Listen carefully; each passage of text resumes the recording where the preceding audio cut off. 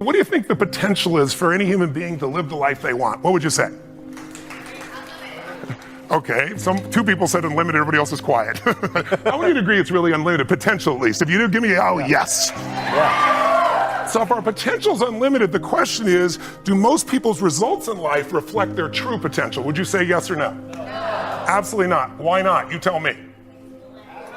Well, a lot of people say because they don't take action. I kind of led you with this, right? Yes. But you could be a salesman and you can knock on 100 doors and say, you don't want to buy anything from me, would you? You may not say that verbally, but your fear, your emotion could do that. Somebody's going to buy from you out of pity.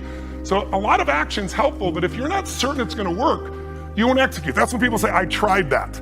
And whenever you say I've tried that, I know they didn't do the right thing. So I created this graphic, and you might want to jot it down, those of you at home or yourself, these 4 words: potential, action, results, and then belief or certainty. And here's how they work in a circle. Our potential's amazing, but if you don't believe something's gonna work, if you've tried to lose weight before and you tried a diet, it didn't work out well, you don't feel certain anymore, and you're also fearful of failing. So when you're uncertain, do you tap full potential, yes or no? No, and when you don't think it's going to work, you not only don't take full potential, but are you going to take massive action when you think it's not going to work anyway? So when you use little potential with little action, what kind of results are you going to get? Lousy results. When you get lousy results, what does it do to your belief? Your brain goes, see, I told you it wouldn't work. See, I told you nothing never happened. See? And then what happens? Less potential's tapped, less action, worse results, and now you're on the downward spiral. Who's ever been there in a relationship or with your body, your finances, you know what I mean? Now, you might be doing well in one area, like with your kids. You get great movement, but maybe on your finances, not so good. So sometimes we're going in different directions. So how would you change this? What would you guys do? Someone yell it out. What would you do to change the momentum? Where would you enter? Would you work on your potential? That's right, you got to believe. So how do you change your belief? The way you do it with athletes, because I worked with like the Warriors last year, I worked with the NHL champion Stanley Cup, Washington Capitals. You get results in advance. They visualize it, as simple as that sounds, but I'm going to show you. Can we pop over here? Please, yeah. Would you all stand up and I'll show you a quick technique. Oh, you got a technique. We have to learn this right now. Hey, come on over Simple. here. Over here. Yeah. Put your feet together straight ahead, and then bring your right index forward straight in front of you. And when I say now, I want you to turn clockwise comfortably, just as far as you naturally turn, okay? Keep your feet straight, go. Turn clockwise naturally. Everyone at home can do it too. Keep your feet straight. See where you end up? Come back around. Take your finger out of your neighbor's ear. Okay, now close your eyes. It's so simple.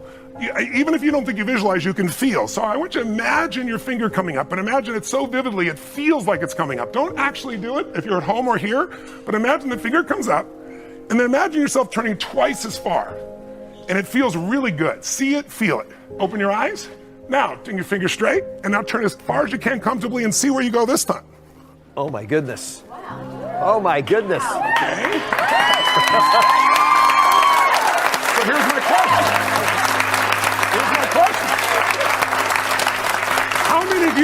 How many of you went significantly further? How many went at least 25% further this time? Okay, go. So here's my quick question. Did you have the potential to turn that far the first time? The potential. Potential, yes. Yes. So why didn't you? Because you have beliefs even about how far you can turn, even though you're unaware of them. So you have beliefs about money, you have beliefs about relationship, you have beliefs about business, you have beliefs about your own beauty or strength.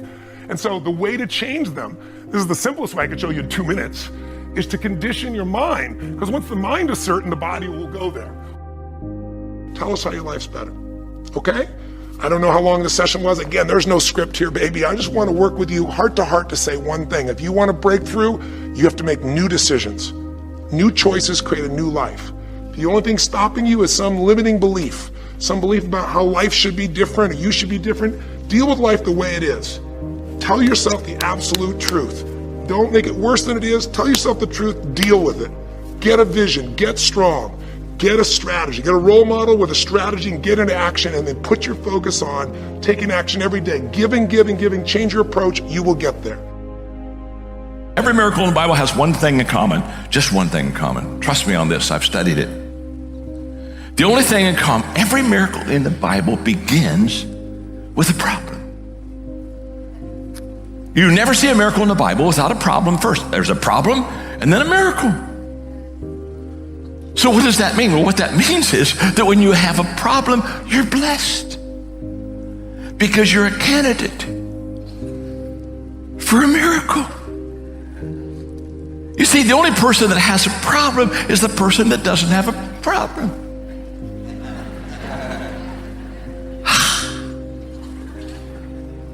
You see, if you have a little problem, you're a candidate for a little miracle. If you got a big problem, you're a candidate for a big miracle. I mean, choose the problem and choose the miracle. But if you have no problem, you're not a candidate for a miracle. I feel badly for you. What sales really is the transfer of emotion. That's what's happening when you sell. You're transferring emotion. And the primary emotion that you're transferring is the emotion of certainty. In other words, watch this. You as a salesman, when you enter the encounter, you have to be absolutely certain that your product is the best, makes sense, it's gonna give them the best benefits out there, the best value proposition and so forth, and you are in this state of absolute certainty.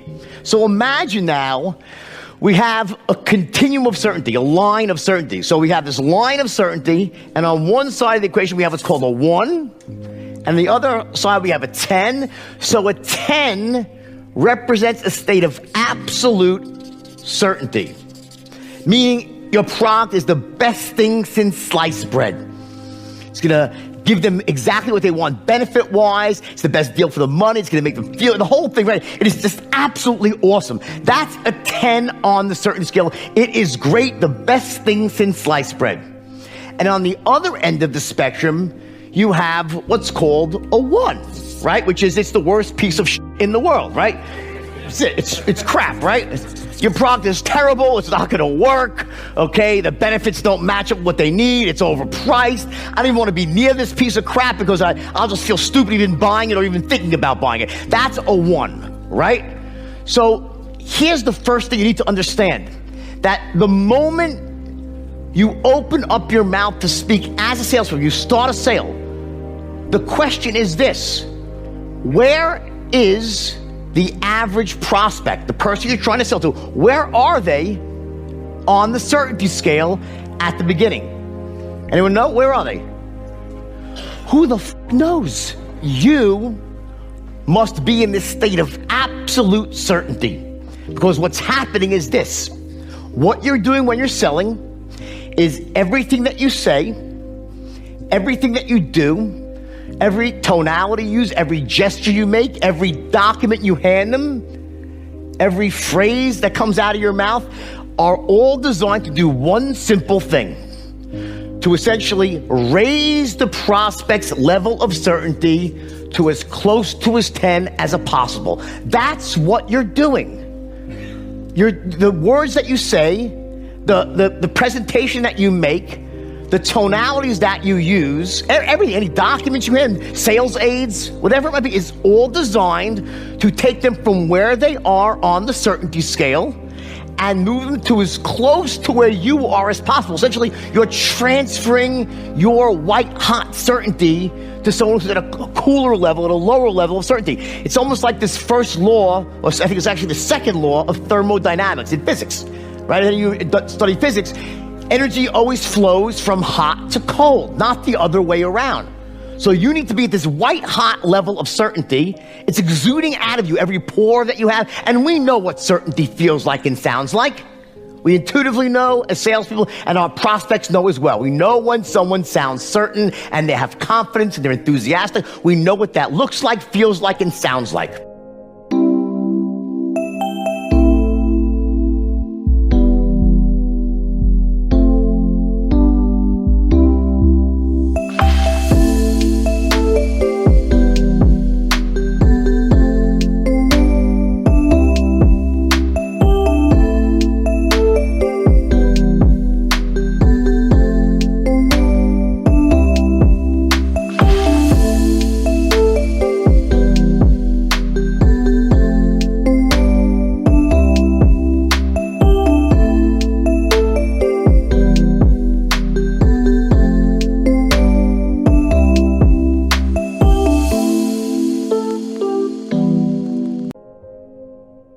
Paulo Coelho, the author of The Alchemist, once said that when you and I turn 23, 24 years old, our brain, something happens to it where we become more logical. We're no longer, oh my gosh, this is possible. I can take over the world. I don't know if I can really take over. It seems kind of impossible if you really think about it. There's no way in the world we can build something like this. So we go into this whole different state of thinking, right? The possibility thinking is not out there. Let me explain to you a little bit more about this. Go back 2011. I'm in my room, in my office in Woodland Hills, right by Warner Center Marriott. I have made a friend. I had known him for 4 or 5 years. We've done business together. Very smart guy. Loved him. Loved his wife. Good-looking family. Went to Wharton Business School. Sharp as hell. Brilliant guy. He comes to me after meeting at Cheesecake Factory because he says, I'd like to invest. I want you to be the CEO. I want to be your COO president. We go build this company together. I said, great, let's meet. So we finally meet in the office. It's 12:30. We're about to finalize the information to go into contract. And the number we agreed at this time, there's nothing taking place good at this time with the company. We're trying to build it. It's a lot of work. But we've been around for a year and a half. There's some track record. So we come out with this number around $500,000 for 10% of the company. You know what he ends up telling me that night? Here's what he says. He says, you know what, Patrick? I said, what's that? I feel like you're a very good negotiator and you're very good in sales. I said, okay, that's a good thing. That just means that you're very smart to team up with somebody like that. That's a very good salesperson negotiator, because you've told me before that's not your strength. Your strength is more operation and technology. Yes. I said, so do you want to team up with a guy that is opposite strengths to you, who's not in sales and negotiation? I'm trying to understand what you're saying with this. He says, well, I just don't know if I'm going to get the best deal here. I said, let me get this straight. You're getting 10% for only $500,000. And I'm doing this because I want you part of our team. I just think you're selling me. There's some stuff I don't know about. I said, okay, no problem. We went our separate ways. Do you realize if we would have come with that investment, his investment's going to be somewhere between $15 to $20 million today, and he would have excelled. What happened? Wharton Business School, way too logical. Everything was about, well, what if this happens? What if that happens? I could just almost watch him thinking. He went all logical. He didn't see the emotional side. He didn't see the social capital, the vision, what we had going on. And he was afraid because he second-guessed himself. So you know what it's like? Let me explain a little bit deeper for you here so it makes sense to you. When you're 16, you're a girl, you're in high school, 10th grade, 11th grade, someone flirts with you. It's cute, you like it. Like, oh my gosh, I think he likes me. It's nice. You share it with your friends. When you're 45, you're single, maybe divorced, and you meet another man, he's divorced.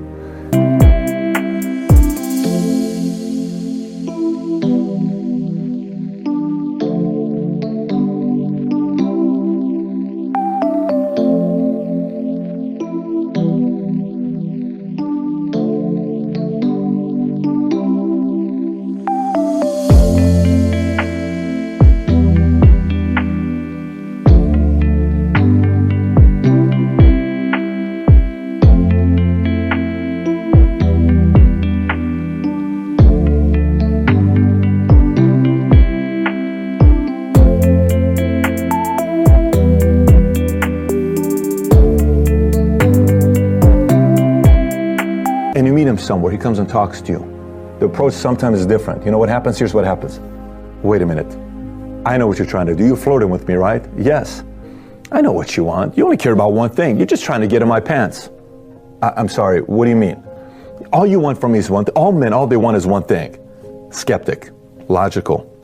When you're skeptic, logical, the guy says, eventually I'm hoping I get into your pants, because that's what people, if I like you, like me, we should probably go in the bedroom and have some fun together, right? No? You're not? Yes. What's wrong if I'm flirting with you? I'm trying to woo you and chase you.